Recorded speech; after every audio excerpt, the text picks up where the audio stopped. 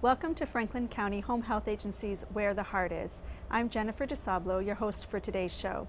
Franklin County Home Health Agency is your local nonprofit home health care and hospice organization that has been serving the towns of Franklin County since 1969. Through this monthly show, we bring you information about the agency's programs and services, as well as helpful tips to help you and your loved ones stay safe and healthy at home. On today's program, we'll be learning more about new and exciting things happening in Franklin County Home Health Agency in our community, and I have two guests with me from Franklin County Home Health to talk about that. Janet McCarthy, our Executive Director, and Bridget Howrigan, Rivet, our Board Chairperson. So thank you, Janet and Bridget, for being here again with me today to talk about Franklin County Home Health. Happy to be here. And I think I need to introduce our beautiful quilt behind us too. Yes. This quilt we'll talk about more in the program is a raffle quilt that Franklin County Home Health Agency is holding right now. The proceeds will help our efforts in Franklin County, and we'll be pulling the winner for this at our Blue Jean Ball, and we'll be talking about that more in this program as well. So again, thank you both for being here. And you've been on the show before, but if you could recap and tell us a little bit about your history at the agency, Janet. Well, I have worked at Franklin County Home Health for just a little over 25 years. I celebrated my 25th anniversary last fall. I've been the director for 20 of those 25 years. And it's been a very, very fulfilling career, wonderful opportunity to work in our community, and I'm just so proud of the work that our organization does, and very, very happy to work with the people I work with. Wonderful. And Bridget, how long have you been with Franklin County Home Health on the board? Well, I was introduced, if you will, to the agency in 2007. My dad was under the care during his hospice stay with the agency, and I had the opportunity at that point to meet some of your colleagues and was totally impressed and captured my heart, really. And afterwards, I said to my mom and my husband, I said, you know, I would really be interested in getting involved more with the home health agency. I said, I'm not sure how, but I want to find out and figure out who to talk to. Within, I don't know, a couple weeks, I got this phone call one evening, and it was it was the board president at the time, and the board had some openings and was looking for new board members. And it was kind of comical because I kind of stopped her mid-script. I said, I'm glad you called. I am very interested in serving on the board. So that was 4 years ago, I believe, and I've been involved as a board member and on different committees, and have found it to be a very, very rewarding experience. What a great way to give back, like you were looking for. Absolutely, absolutely. Yeah. So talk about that as the board president. When you are recruiting for our board, what do you look for, and who makes up our board of directors? The board of directors is comprised of folks from different towns across Franklin County. We look for a diverse representation across towns with different skill sets to come in to complement our executive and management team. The terms are 3 years each, and you're eligible to serve 2 consecutive terms. And we do have a history, I believe, of board members, you know, retiring after the 2 terms and coming back because the agency, you know, really kind of captures your heart in many respects. So each year we have 2 or 3 openings, and we talk with current board members and different folks to see what towns need representation, what skills we need to augment to make sure we have that diversity. Sure, and you also have a requirement of some of the folks being served somehow through home care, is that correct? Yes, we expect, I believe, over half of our board members to have family experience with home health services. So. Which isn't too hard to do in our community after years of caring for this community. We've touched a lot of lives. So yeah, that's great. Talk a little bit about what you learned about home care since your tenure here as a board member that maybe you didn't know when you started.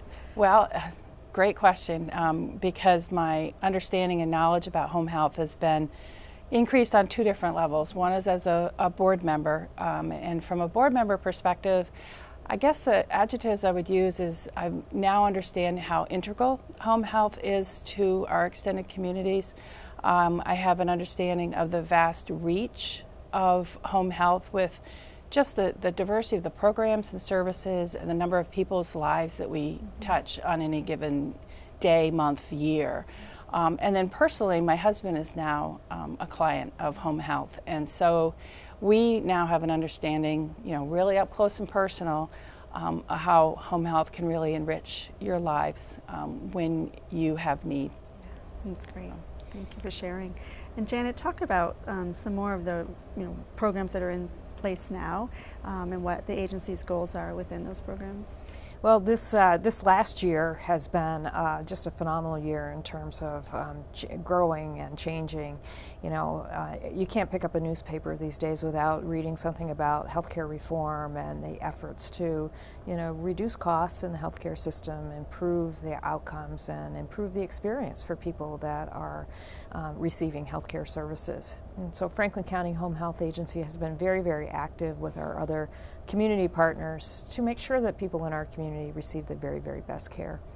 So we have a lot of measurements that we've been able to look at, a lot of data, and we're working together to try to make sure that our care is consistent, whether you're in the hospital at Northwestern Medical Center or you are at one of the local nursing homes or you are diagnosed with a new condition in the primary care office. We're really looking at developing systems, patient education tools, and common practices so that we achieve really positive outcomes. So we've, at Franklin County Home Health, we have been looking very, very hard at ways to reduce rehospitalization. Someone goes into the hospital, sometimes they come home and they're not quite ready to be home, so they take a return trip. Or maybe they've been home for a couple weeks, but they're still not quite fine-tuned and they end up being rehospitalized. So we're been piloting a couple programs over the summertime. One is called Better Breathing, and it's to help individuals in our community with that have pulmonary disease, so COPD or emphysema, really learn how to manage their disease and prevent those rehospitalizations. And this week we'll be starting a second pilot project called Hearts at Home to help individuals in our community with heart failure to be able to avoid hospitalizations, avoid emergency department utilization. Those are expensive ways to receive care. Absolutely a place in our system, but there probably are some ways that we can avoid some of those visits. Prevention and going forward. And so we've been working with staff, training staff, using some technology to really be able to deliver those services to And make these a are difference. for current clients? So for current clients, and we anticipate that we'll have some future clients. Yeah, sure. Yeah. So again, Better Breathing. Better Breathing. Hearts at Home? Hearts at Home. That's great. Yeah, It's so good news. And with those, are you working with those care partners as well in these new pilot programs? We absolutely are. I think healthcare really does take a team approach, and it's not just a team within our organization. I think I've seen a lot of changes in my many years in healthcare, but I've never seen any greater change than the amount of collaboration and cooperation that I'm seeing in our community between all the different providers of healthcare. Like you said, none of us stand alone, and there's a place for Absolutely. each one working together. Wonderful. Let's talk a little bit about our services and how an individual is referred, how we find the care, and then who pays for those services. So people come into our care in a variety of ways. Oftentimes there's a patient is in the doctor's office and says, I'm really starting to feel like I need some help at home. Or the doctor says, you have a new diagnosis of diabetes and I'd like home health to come in to help teach you how to take your insulin and how to measure your blood sugar and how to eat properly. And so that's oftentimes, so we'll receive a referral from a physician's office. Sometimes patients are in the hospital. They've had an event, they've had surgery, they have a new diagnosis. And so the hospital's care coordinators make a referral to our services. We have a nurse that goes over to Northwestern Medical Center every day and meets with patients that will be coming home. And we have another nurse also down at UVM Medical Center for those patients in our community that might be in the hospital down there. So they can meet them right at the hospital, answer questions, start setting up. Yeah, some it's a basic really care. good way to start that communication process. Those nurses give us a heads up. Somebody is coming home from the hospital on Friday and they're going to need this and that. And so it's a good way to start the relationship off with good communication. And of course, individuals can call and ask or Absolutely. self-refer. Yeah, absolutely. We We started our agency as a Medicare certified home health agency and then added hospice services, and through the years we've added a number of other programs and services that aren't all skilled. And Choices for Care is a Medicaid program for those individuals in our community that meet the nursing home eligibility criteria, and so oftentimes we'll get referrals from those people as well. Great. So Medicare and Medicaid make up the majority of our funding then. How else, or what's the gap that why do we do fundraising? So Medicare and Medicaid represent about 90% of our funding, and as anybody who's read the paper lately knows that those continue to be cut back year after year after year. We also accept commercial insurances, Blue Cross Blue Shield, MVP, Cigna, but we have still a gap in our community for individuals who don't have insurance or are not eligible for Medicaid. So we have fundraising events like this. Our Blue Jean Ball helps to support those patients in our community to receive care regardless of their ability to pay. We will be there, sure. So talk some more about, other than our fundraising events, we'll get into that, but more ways that the community as a whole supports our efforts. So we are also belong or participate in the Franklin Grand Isle United Way, which has been very, very helpful. They're just about ready to kick off their 2016 campaign, and we certainly wish them well and want to do everything we can to support their success. The community helps us in a variety of ways through volunteers like Bridget. Our hospice program has about 45 volunteers who do all kinds of things: patient visiting, supporting families, support families during bereavement. They help with our Blue Jean Ball, and many of them have been taking our quilt around to different venues to sell quilt raffle tickets. So volunteers are very, very important. And there's a training for volunteers as well. We have a training. We usually run it twice a year. Once be coming up in November, and the second time in the spring for people that might be interested. And through that they'll learn all about hospice and how to care for families at the end of life, and they can call us to find out more information how to volunteer. Absolutely. Great. So, but there's another key funding though mechanism that all the towns participate in, and that's the annual town funding that comes through during the town meeting process or the annual budgeting process.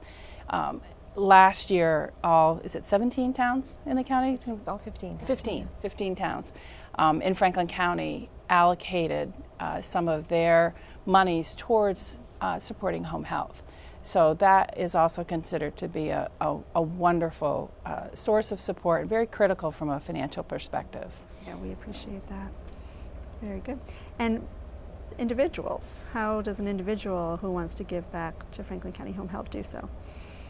Well, individuals can do it in a variety of ways. Volunteering, we are very, very appreciative of the donations that we receive from members in our community through a memorial gift or an honorarium gift. This year, our board of directors established the Rug Johnson Fund. It was named in recognition of two of our four mothers, I guess. And Cynthia Rugg is a member of our community who's been very, very supportive throughout the years, and she saw a need in our community and wanted to also give back and support our staff. So the Rugg Johnson funds are used or will be used to support staff development, training, certifications, any ways that we can help to support the people who really provide the care. Right. So to recruit qualified and to keep them there to maintain it. That's great. And then a way that people can be reminded of that Rugg Johnson Fund, we do an annual appeal every year, and there's an option on the envelope for that and for other ways to designate their dollars. But like you said, memorial gifts and honorarium gifts are a wonderful way to give back. Do you want to talk a little bit more about the events? And Bridget, if you want to talk about the Blue Jean Ball. Sure. The Blue Jean Ball is an annual, our primary annual fundraiser that we have. It's the last Saturday in October, typically, and this year it is on October 24th. It's just a fun evening. It's typically sold out from a ticket perspective. We have a pretty diverse set of items in our silent auction. We have a live auction, there's dancing, and that's although the evening, as you referenced, that we will pull the winning ticket for the quilt. Each year there's been a quilt. I think each year that I've been associated with it, the quilt just seems to be more and more beautiful. So we'll do that ticket and just have fun. It's called the Blue Jean Ball, so it's rather informal, if you will. Each year there's a theme, so we try to plan the activities and the decor around that theme. This year is the Mardi Gras, which worked out absolutely perfectly because our board happened to be meeting on Fat Tuesday. So we were able to do our kickoff in Mardi Gras style with our board back in February. So far the tickets are going really well.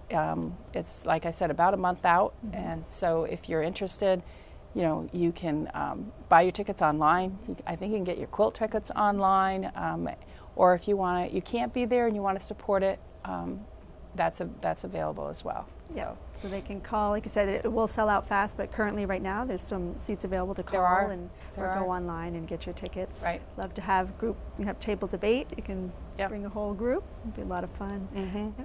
We should mention, since you mentioned the quilt again, who made this quilt. Janet, if you wanted to talk about the quilt and the construction. Well, the mastermind behind the quilt is Denise Chase, one of our care attendants, nursing assistants, and her trusty assistant, Connie Lane. I helped out a little bit as well. But Denise and Connie were the ones that were responsible for selecting the design and actually selecting the fabrics, and they did just a phenomenal job. Yeah.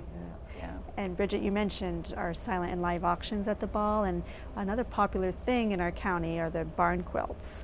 And I know we have one coming from yours truly. You are doing one? Or? No, I think Fern is. Oh, okay, Fern is, yeah. But we've got a few donations of barn quilts, and we even have one that matches this that will be in the live auction. I haven't seen that one yet. One of our staff members' daughters. Cool. Matches one of the stars. Nice. So if you're out there looking for a barn quilt for the side of your house or your barn, the Blue Jean Ball is the place to be. There'll be 4 of them there at least. Oh, neat. Yeah, so that's wonderful. So let's talk about our staff some more. Janet, in the summer, we always celebrate staff milestones, years of service. You want to talk about this year and the milestones? Well, we're not a big fancy building. We don't have a lot of fancy equipment. What's fancy about us is our staff. And we have 200 staff members, and 35 of them celebrated their service milestones in June. We recognize 5, 10, 15, 20, 30 years of service, and the group that was recognized this year had a combined total of 435 years of service to our organization. So it's just really phenomenal. Many of our staff say, gee, I never thought I would work for any organization for 20 years or 25. So it's just, I think, a testament to the commitment to the work that that we do, the opportunity to get to meet and become acquainted and establish relationships with the people we take care of. It's very, very meaningful work. So what keeps people there that long, Janet? Talk about what is it that we offer that... I think it's the people. I think, we first of all, I think we have a tremendously caring staff. And so, when you work with colleagues that you like to work with, you want to stay working with them. Right. Our patients are just phenomenal. There's lots of opportunities to learn and grow. We're keeping up with technology. Our staff can enjoy a flexible work schedule, which is can't always find when you're working in healthcare in an institution or a facility. So I think those are some of the things. Home health care has changed dramatically over the last 10 years. When I started, it was kind of the place where you went and maybe you wanted to have a little bit more of a relaxed work style. That's not the case anymore. We take care of some very, very sick people, people who 10 or 15 years ago would have stayed in the hospital. So it's a great place to learn, a great place to sharpen skills, learn new things all the time, and it's just a great team. Yeah, and as I understand, we help support people going to school, like you said, to learn new skills. There are quite a number of folks currently learning new skills. We have 7 people that right now are going on to get their college degrees. We've got 3 LPNs who are becoming our registered nurses, and we've got a couple of physical therapists that are getting their master's degrees and healthcare administration. It's just really phenomenal to see. Yeah, and I have to tell you, as a my husband being a client, that Jerry and I have been so impressed with the caliber of the staff that have come into our home, and we've seen a lot of different folks, a broad spectrum of capabilities and expertise that have come in. And as we meet a new member of the staff, Jerry and I have consistently commented on how impressed we are with their effort, with how they care. And the other thing I think that is a big part of it is they come regardless of the weather. I mean, we're out in Fairfield. We're at the end of a dead-end road. Most people think if you go over Fairfield Hill, like you don't know where you are going to end up. And if we have an appointment, the person is there, and whether it's the dead of winter or whenever. So we've been very, very impressed and are extremely grateful. Extremely grateful. Can you talk a little bit about being a patient at home and how that's been? Our goal has been to keep Jerry home. We did a lot of work when we remodeled and built our house to plan for how he might progress. And home health has been an integral part of making that happen. Being able to come and bring a service to Jerry versus me having to get him out or him having to go through the effort of getting out, it's made a difference of being able to do it. Yeah, it's wonderful. Yeah. I think one of our goals in home health is always to have the patient be the center of care. And having been a hospital nurse many years ago, you sometimes forget about that. You've got a schedule to stick to, you've got meds that need to be sent out, the laundry's being picked up. But I think one of the things that's very different about working in a home setting is the patient really is the boss. The family is really the boss. And so we work really hard to try to engage patients and their families and into the care plan and making sure that they have options and understand their options. So it's really a privilege to be able to provide that kind of health care. In home. Now, other than providing this direct patient care in homes, we do things in the community. Can you talk about some of the outreach that we do in our community and type of care? Well, just coming up, we will be doing our flu clinics, our public flu clinics, and we strongly encourage people in our community to get a flu shot. I know last year was maybe perhaps not quite as successful with the vaccine, but nevertheless, the influenza can cause significant complications for people who are at risk, elderly people who are, immunocompromised or their resistance is down, if you will.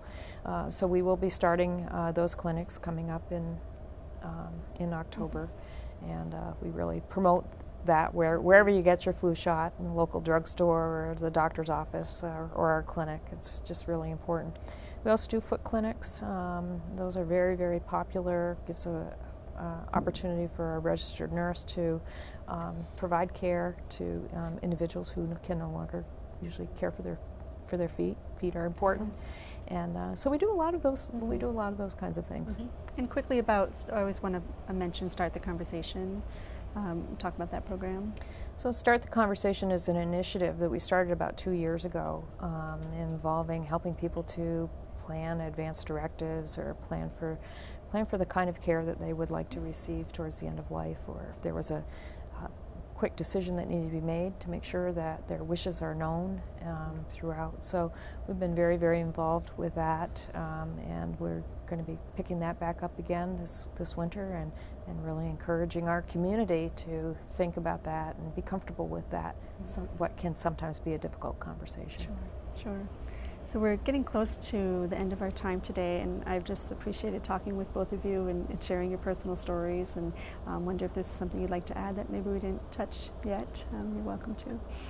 Well, I just would like to take this opportunity to say thanks to our community for all your support through all these years. Since 1969, we were just an itty-bitty, teeny-tiny little agency to the agency that we've grown to come. We would not be successful without the support of our community through referrals, making a choice to have us serve families through donations, sponsorships of our events, these kinds of things, and also to our fabulous staff who just are out there 365 days a year. Absolutely. Rain, snow, sleet, big mountains, little mountains. They're out there making sure that people can get the care they need at home. Great. And the only thing I would add is, if I look at how many people we touch in any given year, and you start to multiply it over since 1969, right, or start to add it up, it's hard to think of folks that haven't been touched and helped by home health. But home health continues to evolve, continues to change. So if your experience with home health was a few years ago, get back in touch. It moves forward, it progresses, the services evolve over time. So, get back in touch in some way, shape, or form. And like you said, so many people, it may be childbirth education, it may be a time with your child, that as we progress through our lives, there's different needs that home health seems to be there at every corner, so that's good. Thank you. And so thank you again for sharing, ladies, and thank you for watching. And if you have any questions about Franklin County Home Health Agency, its programs and services, you can check us out online at fchha.org. You can like us on Facebook and stay up to date on all our latest news and happenings. And we encourage you to make a donation if you are willing. We have online donations, secure and easy to do, or you can call our office or mail a donation in. We appreciate everything that you can do. Again, thank you for watching, and stay tuned for more information in our community about our Blue Jean Ball. Again, it's on October 24th. You can call us or go online for tickets or more information. Thank you. Have a good day and be well.